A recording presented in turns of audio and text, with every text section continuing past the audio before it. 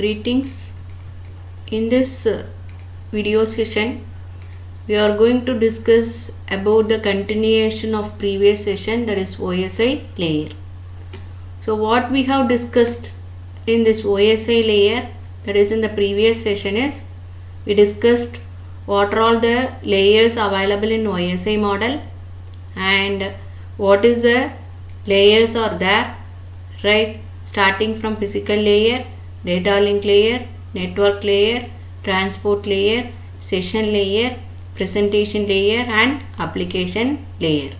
And in previous session we also discussed that what is the individual responsibility of the network layer, transport layer, network layer, data link layer and physical layer.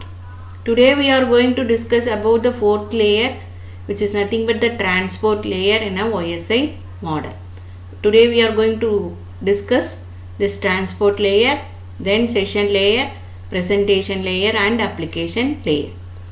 So here, as far as this transport layer is concerned, by naming itself we can understand that it will transfer the data from source to destination. Here the data transmission will occur in the form of process to process delivery. So in previous case what we have discussed, in the case of network, it is hop to hop, right? What is the meaning of hop to hop? One end system, that is a sender will wanted to send the information from destination machine. There may be a number of devices connected, that is assume that there are two routers between sender and receiver.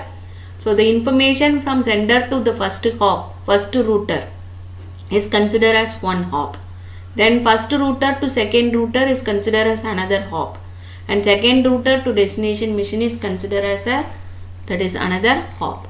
So in network layer it is considered as the hop to hop transmission, but in the case of transport layer it is a process to process transmission. What is the meaning of process? I already told, when you are creating a windows, right, each and every window is considered as a process. One window you are opening and accessing your Google mail, right, and another mail or another window, by using that you will be searching something in the Google, and third window will be open for downloading some information from YouTube. So here the each and every window is considered as a process. So for making a process to process communication, this transport layer will be having a responsibility. So here when you talk about the responsibility of this transport layer, so it provides service point or port number or process ID. Allocating a port number or process ID for each and every process will be taken care by this transport layer, right? So computer runs several programs. Programs are nothing but the process. At the same time, source to destination delivery means the delivery from a specific process on one computer to a specific process on the other. For example, I am creating a window, and in that window what I am doing, I am searching something. How the server will identify that this has to be delivered to this particular process? So for that we need a process ID. Process ID or port number, both are same. So for understanding purpose I am telling it is a window. So window is nothing but a process. So each and every process will be having a ID. That ID is called as a port number. So the responsibility of the transport layer is providing a port number for each and every process which is created in source as well as in the destination. The transport layer header therefore include a type of address called service point address. Another important responsibility is segmentation and reassembly. So a message is divided into so many segments in the transport layer. Each segment will consist of sequence number. These numbers will help the transport layer to reassemble the message correctly arriving upon the destination. So by using this sequence number only, it can able to identify which segment is lost. That segment has to be retransmitted from the sender once again. For that purpose, it is having a segmentation and reassembly. Why we are having a reassembly process? So it may be having different order, so in which it is going to receive. So in that case, it has to be reassembled in a sequence order. So service point addressing, that is allocating a port number and doing a segmentation and reassembly, is also another responsibility of the transport layer. And apart from that, the connection control is very important activity or responsibility of the transport layer. Here I already told there are two important protocol available under transport layer. One is transmission control protocol and another one is user datagram protocol. Transmission control protocol will provide connection oriented service, and here the user datagram protocol will provide connectionless service. So here the connection control will be whether we are going to use a TCP or UDP, or whether we are going to access a connection oriented service or connectionless service. So if you use connection oriented service, the reliability will be there. That means whatever the information which is forwarded by the sender, there is a guarantee that it will be received at the destination. If you use connectionless service, so we cannot give guarantee, but the information will be delivered to the destination without any delay. But in the case of connection oriented service, it can be having a reliability, but there may be a possibility of delay. So that has to be decided by using this connection control, whether we are going to use a connection oriented protocol TCP or connectionless protocol UDP. That is called as a connection control. And flow control, error control. You can ask me, ma'am, you told about this flow control as well as error control in network layer itself. So this flow control and error control is also available in network layer, that is for hop to hop flow control and error control. So I told there is a sender, in between two routers are there, and then destination is available. What is a hop? The first sender to the first router, that is called the hop. So here the flow control as well as error control will be performed in the sender to first router, and then router 1 to router 2, and router 2 to that is the destination machine. Here this flow control and error control is also available for the process to process. So it will check. So multiple number of time if you are checking, so you won't get any error, is it not? So that is the reason why the network layer as well as the transport layer is having a flow control and error control. So what is the meaning of flow control? You wanted to understand the capability of the destination, based on that you wanted to send the information, right? That is the responsibility of the transport layer. It has to identify what is the capability of the the destination machine.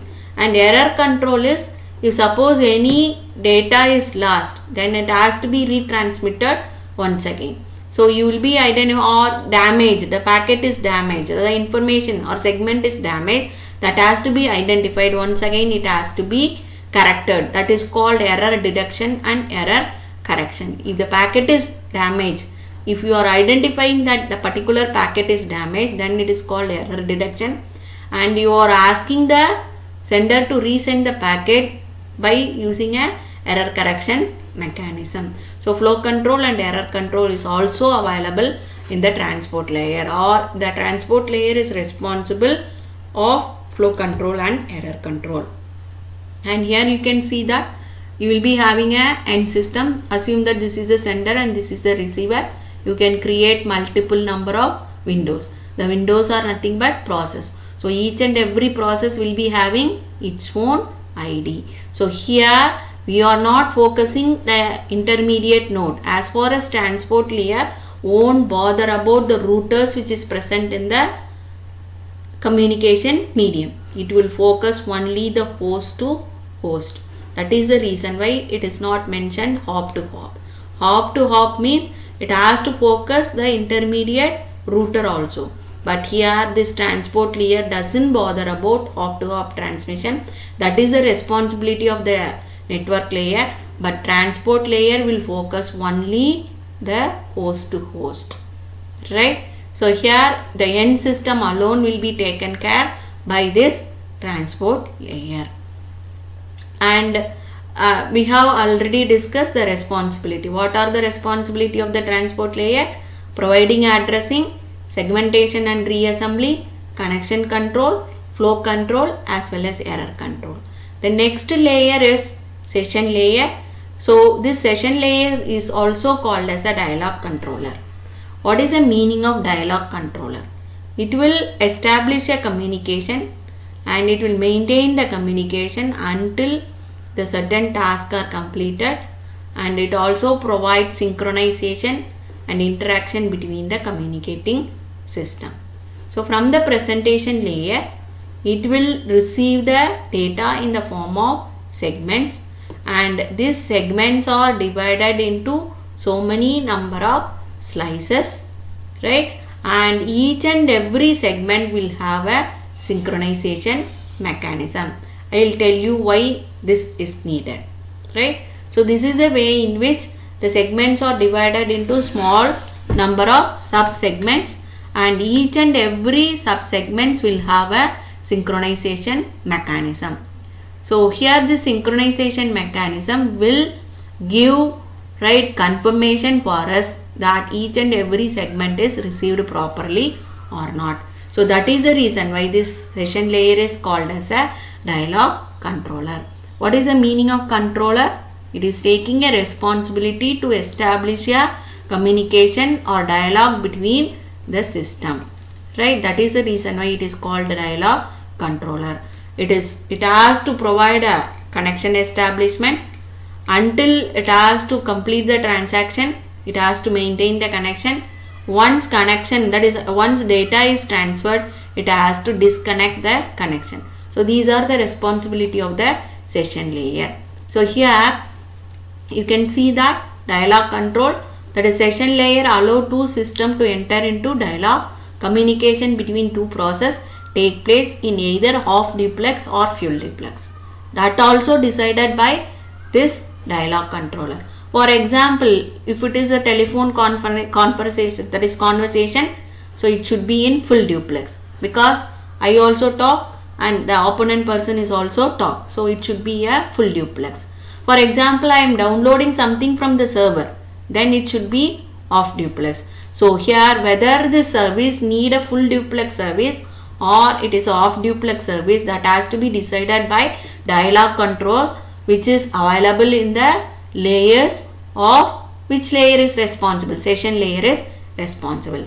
And another important thing I told is synchronization.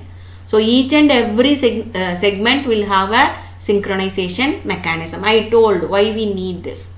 So for example, you take a system wanted to send 200 pages of file, right? So here this system wanted to send entire 200 pages without any delay or without any error.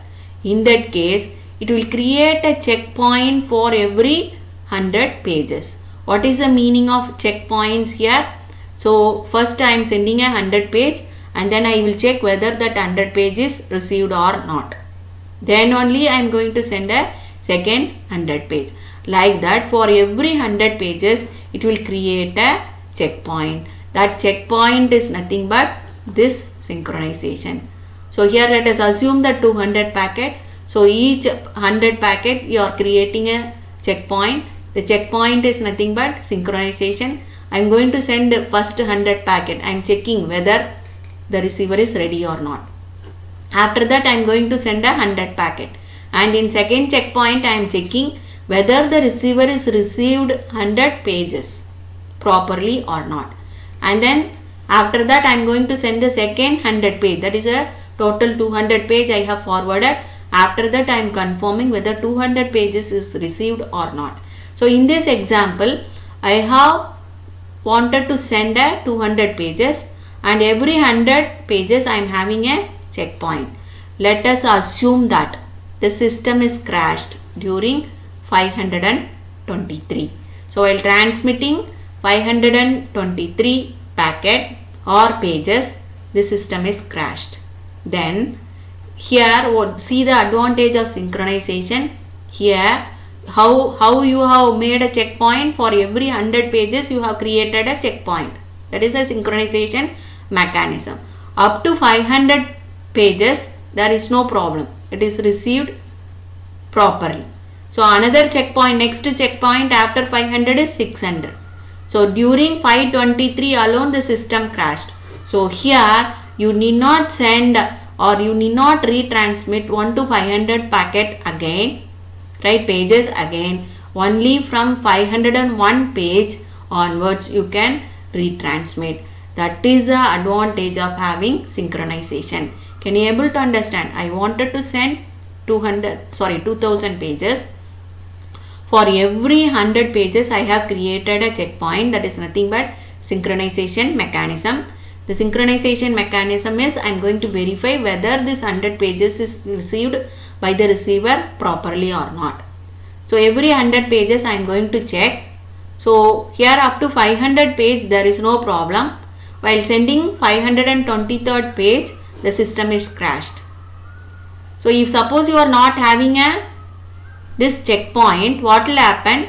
Whatever the packet which you have already transmitted, that is 522 up to 522 you have already transmitted, totally crashed.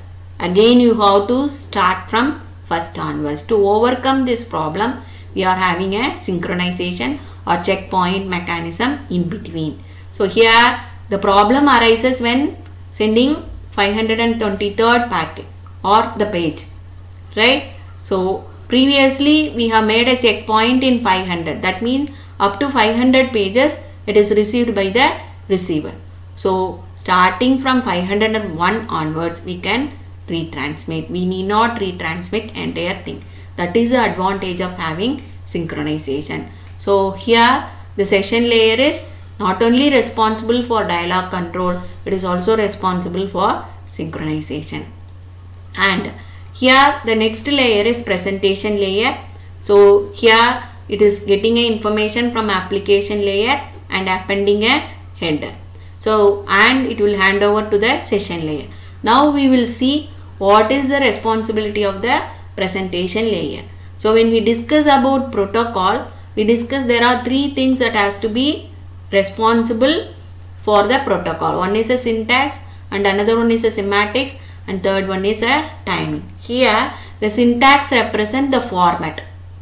See, for example, I can know Hindi, right? The destination person doesn't know Hindi means if I am talking to him in Hindi, how he will understand, right? So for that what I wanted to do, whatever I am talking in Hindi need to be converted to English. If suppose destination person knows English, then it has to be converted into English and then it has to be delivered.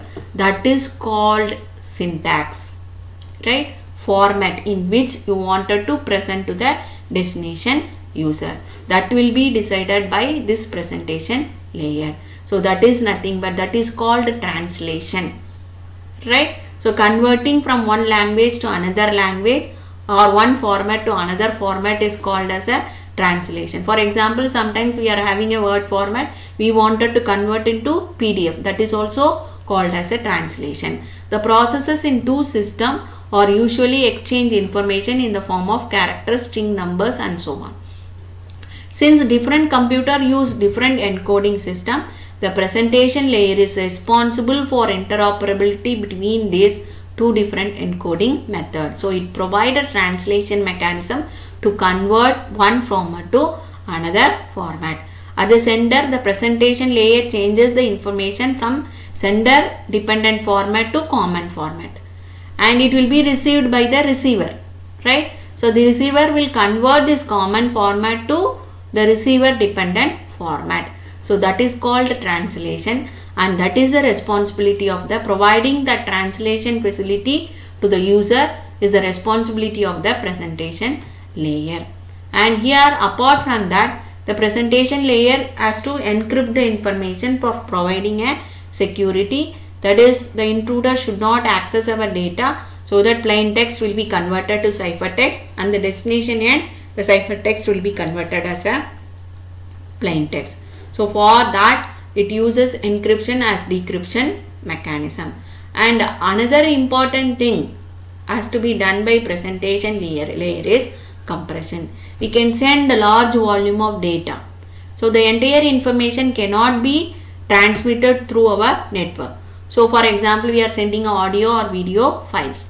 So in that case, that information has to be compressed or minimized by using certain mechanism, and then it will be transmitted to the destination. And in the destination, it has to be decompressed and it will be extracted for further use. So the compression is also taken care by this presentation layer.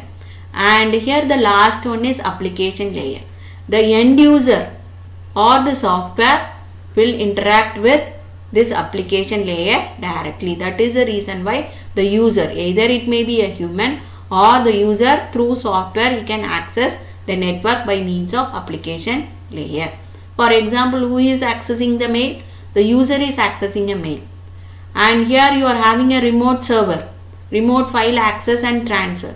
Let us assume that you are studying in NIET, right? So all the data about you will be available in a server which is available in corporate office, right? That server is called as a remote server. If suppose I am storing the information in the remote server, I can access that information from the remote server. That is called remote file access, and I can transfer the data to my system and I can process my data. That is also coming under application layer. And shared database management. So NGI is having more number of organization. All the organizations are interconnected together and it will be stored somewhere else, right, in a particular position. Then everybody can access that. NIET people will access the NIET related database, and NIT can access its own database, and the institutions which are residing in Kerala will be accessing a different database based on the institution. So that is the meaning of shared database management. So all the data will be available in a common system that can be accessed or that can be shared whenever it is necessary. How it is possible? It is possible by using a distributed information services. What is the meaning of distributed information services? Let us assume that one server is not enough to store all the student information. So one server is available in corporate office here in Coimbatore, and another server is available in the Kerala office. So if suppose the user wanted to access the data, so how come we know that which institution informations are available in corporate office which is residing in Coimbatore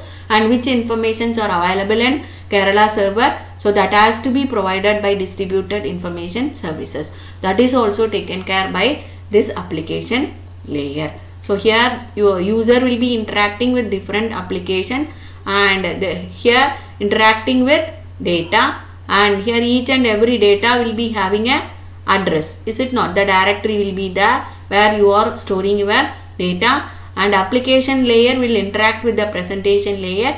After getting this information, based on the requirement of the user, it will be converted into a different format. The syntax, right, will be done by the presentation layer. And when you talk about the specific services provided by this application layer is network virtual terminal. It is a software version of a physical terminal, allow a user to log on to a remote host. I told the server is available in corporate office. From NIET you can log in to that server and you can access. So it is providing a virtual or imaginary or illusion to the user. The server is available in NIET itself, because the faster manner it can able to allow you to log in and you can able to access the information. So that it is called a network virtual terminal. Virtually it is establishing a communication with the server which is residing in corporate office, but actually server is not available in NIET. That is, the user is imagined, because it is providing a faster service, the user is imagine that it is available here itself. And here another responsibility is transferring a file, allowing a access and managing. What is the meaning of transfer? From corporate office you can download some file in your system, that is called file transfer.